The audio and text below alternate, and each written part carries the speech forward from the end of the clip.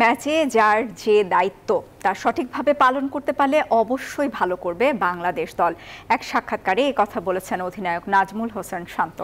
আর অধিনায়ক হিসেবে বিশ্বকাপে সুনির্দিষ্ট কোনো চাওয়া নেই বলেও জানান শান্ত। হাতে গোনা আর কয়েকদিন বাকি বিশ্বকাপের।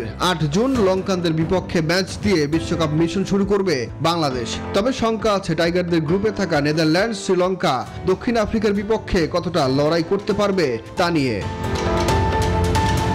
বিশ্বকাপের আগের প্রস্তুতিটা একেবারেই ভালো হয়নি টাইগারদের। স্বাগতিক যুক্তরাষ্ট্রের বিপক্ষে সিরিজ হেরে কোণঠাসা টাইগাররা। তবে ঘুরে দাঁড়ানোর সামর্থ্য আছে তাদের। এ ব্যাপারে অধিনায়ক শান্ত বলেন, বিশ্বকাপের ম্যাচে যার যে দায়িত্ব তা ভালোভাবে পালন করতে পারলে হবে ভালো কিছুই। প্রত্যেকটা ম্যাচে আমাদের স্ট্রেংথ অনুযায়ী খেলতে পারি, result will come. So outcome নিয়ে খুব একটা চিন্তা নেই, ছোট ছোট জিনিসগুলো যেন আমরা ঠিক করতে পারি। যার যে রোলটা থাকবে ওই রোল অনুযায়ী যেন টিমে কন্ট্রিবিউট করে।